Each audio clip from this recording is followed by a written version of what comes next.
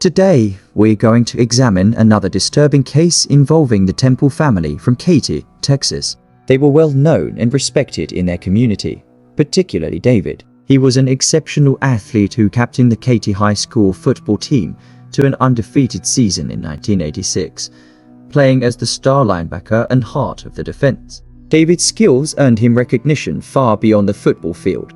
He was a local celebrity in Katy, and everyone wanted to be his friend.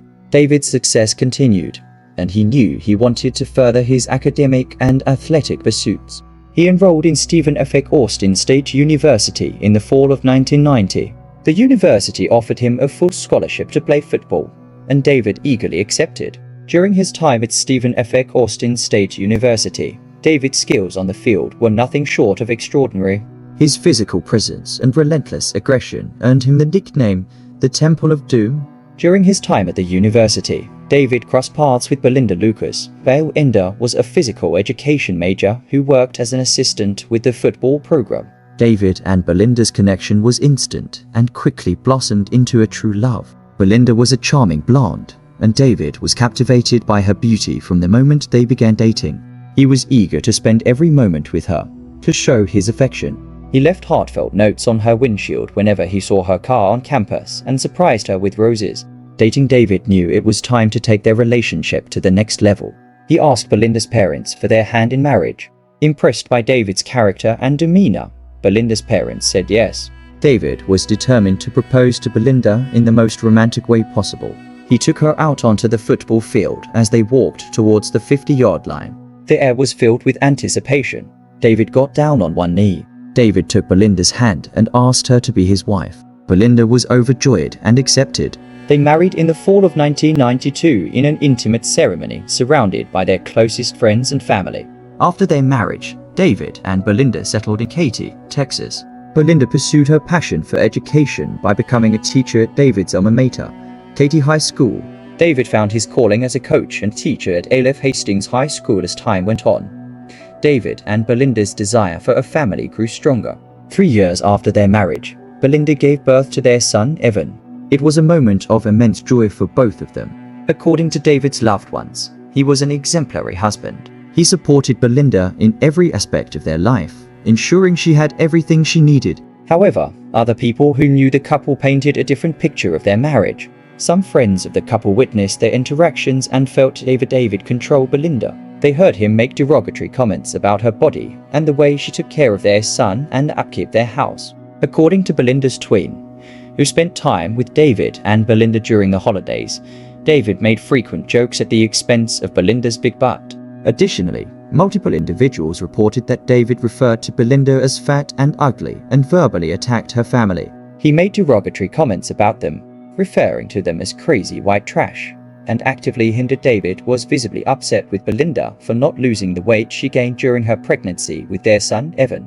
His frustration stemmed from his dissatisfaction with her physical appearance.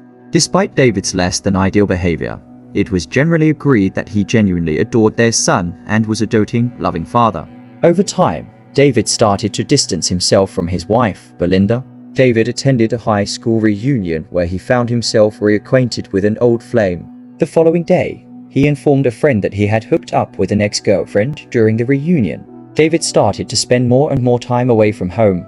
He told Belinda he was at happy hour with his fellow football coaches, but in reality, David was frequenting exotic dance clubs where he would engage in casual encounters with other women. Belinda sat at home feeling a sense of unease in her marriage as she played with her son, but something was amiss. Belinda confided in her friends, expressing her suspicions that David was cheating. However, she hesitated to believe these thoughts, knowing there had to be a reasonable explanation for David's increasing absence from home. However, when Belinda examined their credit card statements, she became concerned. She noticed a high number of charges from exotic nightclubs, which raised questions about David's activities. When she confronted him about these outings, he presented feeble excuses, which Belinda reluctantly decided to accept. In the aftermath of this incident, David told Belinda that he no longer wanted to share an account with her and instead opened his credit card.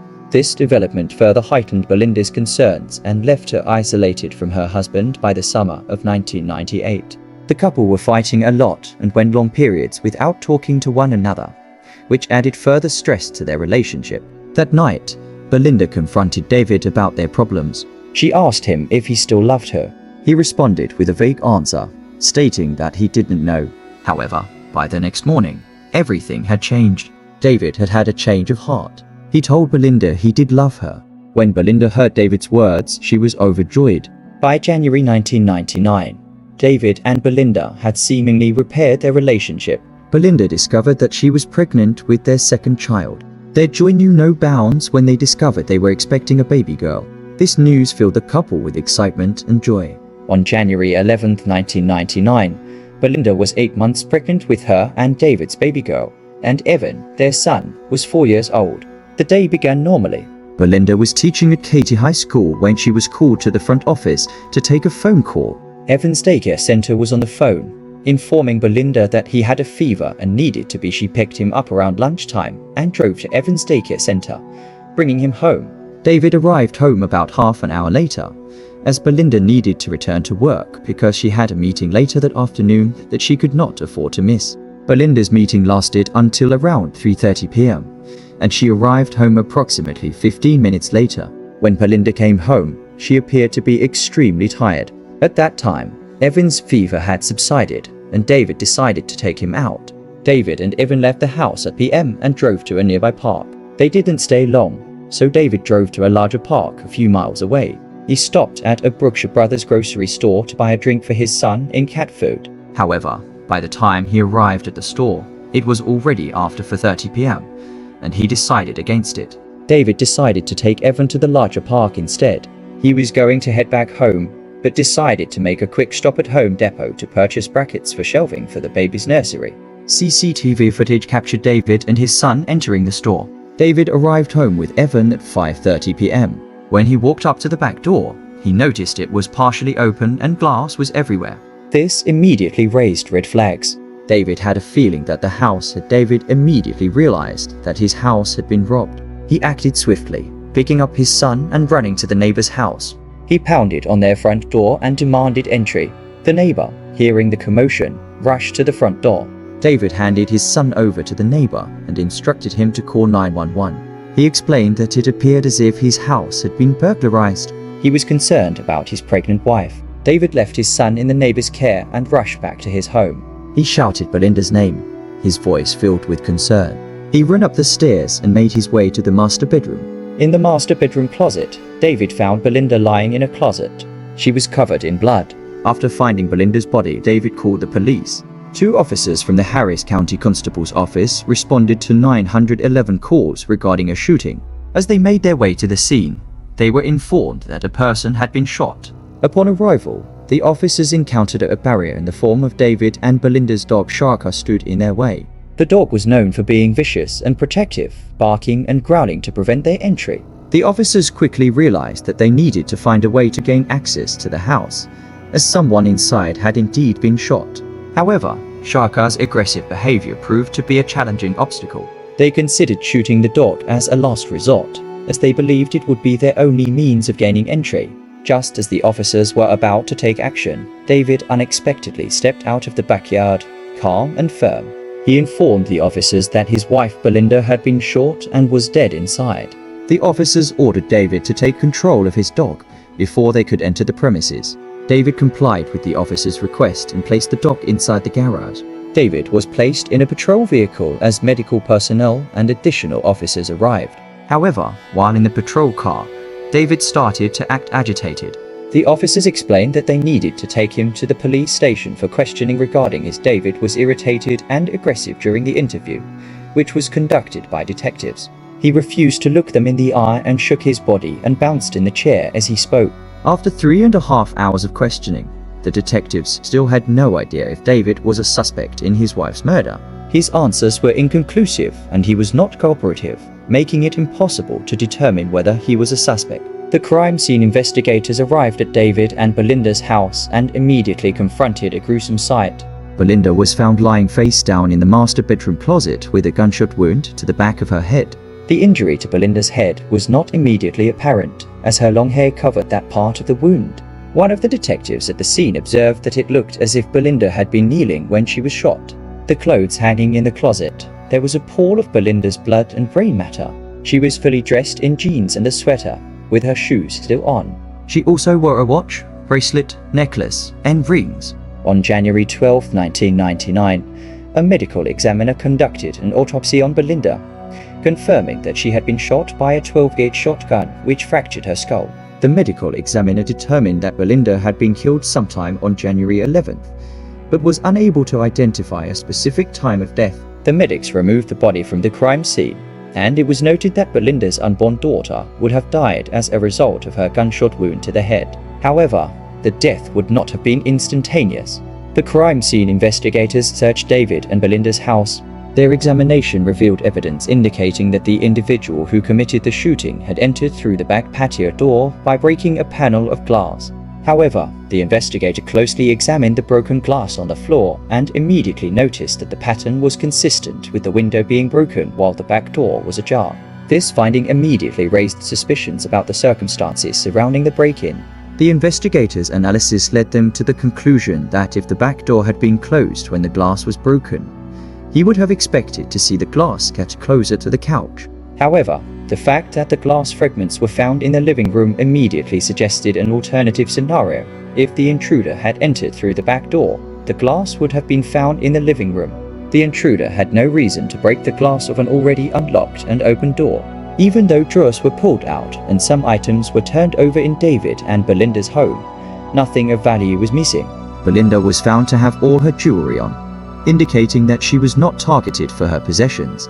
Furthermore, David's gold championship high school football ring was in plain sight on the dresser in the bedroom. The television was left behind and still plugged in, directly contradicting the notion of a robbery. Given these observations, the detectives initially believed that whoever murdered Belinda had staged the crime scene to appear to be a robbery.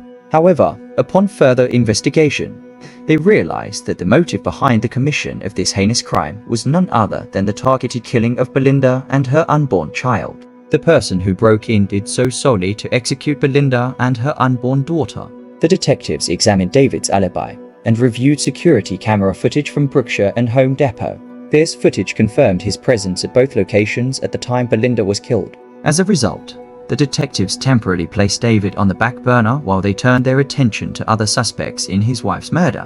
When police first interviewed David on the night of Belinda's murder, he insisted that he had no knowledge of anyone who could have wanted to harm his wife. However, a few days into the investigation, after careful consideration, David shared with the detectives were convinced that Riley Sanders, Belinda's 16-year-old neighbor and former student at Katy High School, was the person with the motive to harm Belinda. Riley's parents had grounded him after he left beer cans in Belinda's backyard, and she had approached them several weeks before her murder to discuss the issue. The detectives discovered that Riley had access to his father's 12-gauge shotgun, the weapon used to murder Belinda. They also found out that a group of Riley's friends had been involved in a robbery several weeks earlier. During Riley's interviews with the detectives regarding Belinda's murder, he gave them an account of his day and stated that he had been in school. However, when the detectives checked his attendance records, they found that he had skipped class. In the middle of the day, this discrepancy raised suspicions and led the detectives to investigate Riley's involvement in Belinda's murder. Once confronted with this evidence, Riley agreed to take a polygraph test, which he failed. Despite this, Riley maintained his innocence and denied feeling hatred towards Belinda. Instead, he claimed that what happened on the day of Belinda's murder was that he had skipped school with his friend. They spent the day smoking cannabis and then visited a few friends' houses. Riley said he ended his day began with falling asleep on his couch and waking up around PM to find the crime scene tape outside Belinda in Dave's home. Despite David's theory that his neighbor Riley murdered his wife, the detectives were unable to find any conclusive evidence linking Riley to Belinda's murder. Furthermore, they verified Riley's alibi by speaking to his friends, which cast doubt upon David's theory. While the detectives entertained the possibility that Riley might have murdered Belinda and her unborn daughter, they were confident that he was not the perpetrator. They zeroed in on David, Belinda's husband, as a key figure in Belinda's murder investigation. The detectives discovered that David had a close relationship with another teacher at the high school where he worked. Her name was Heather Scott. David informed the detectives that he and Heather had engaged in flirtatious behavior through emails and outings to happy hour. However, he was adamant that their relationship was limited to this. The detectives proceeded to question Heather on several occasions during their first interview. She admitted she stated that she and Dave had never been alone together. However, she described their interactions as a casual romantic relationship, which raised several red flags for the detectives. After Heather consulted with an attorney, she gave the detectives a second statement. In this statement, Heather revealed that her relationship with David was more significant than she had initially claimed. She said they had spent New Year's Eve together and engaged in intimate relations at her house. When the detectives questioned David about his alleged New Year's Eve encounter with Heather here, David admitted that he did, rather than his heavily pregnant wife, Belinda. He insisted that Heather meant nothing to him. He stated that their connection was purely physical, and that he enjoyed the attention he received from her. David admitted hurting Belinda by having an affair, but denied ever physically harming her. 3 months after Belinda's murder, a grand jury convened and decided not to indict either Riley Sanders or David Temple for Belinda's murder. However, the detectives were certain that David was responsible, even though they lacked sufficient evidence to connect him to the crime. Over the following years, the investigation of Belinda's murder went cold and the case remained unsolved. David moved on with his life and remarried. His new wife was Heather Scott. Even though David had never been charged with a crime related to Belinda's murder, her family was convinced that he was responsible. They did everything they could to keep Belinda's name in the public eye. The spotlight Belinda's loved ones paid for a giant billboard to be erected over a busy highway and took news crews to her gravesite to bring awareness to her case. However, despite their efforts, nothing seemed to change. The tip lines remained silent and the leads dried up. Everyone thought Belinda's murder would remain unsolved, but as it turned out, in November 2004, everything changed. When more than 5 years after Belinda's death, Scott Peterson was convicted of murdering his pregnant wife, Lacey, in California. This conviction, the prosecution had to determine if there was sufficient evidence to charge David with murder. They formulated a theory that Belinda arrived home on January 11, 1999, and her husband David was lying in wait for her with a 12-gauge shotgun. He believed that David confronted Belinda and coerced her upstairs into a closet where he fatally shot her in the head following the homicide. The prosecution believes that David staged the scene to resemble a botched burglary. He took his son and drove around town to establish an alibi, ensuring he was captured on 2 security cameras on November 30, 2004, 6 years after Belinda's murder. David Temple was arrested and charged with her murder. However, due to various delays, the case took an additional 3 years to reach court. Heather was never charged with any crime related to Belinda's murder, and no evidence was found to suggest that she had prior knowledge. David's defense focused on proving that his neighbor, 16-year-old Riley Sanders, committed the crime rather than him. After just 8 hours of deliberation, the jury returned with a guilty verdict, sentencing David to life in prison. However, in 2016, the courts overturned his conviction, citing the prosecution's failure to disclose crucial evidence. This reversal set the stage for another trial in 2019, where David was once again convicted of murdering Belinda. In 2019, David was convicted of murdering Belinda for the second time. However, the judge declared a mistrial as the jury was unable to agree on a sentence. In the years that followed, David's resentencing hearing was delayed due to the pandemic. Finally, in 2023, the hearing commenced once again, and the jury found David guilty and sentenced him to life.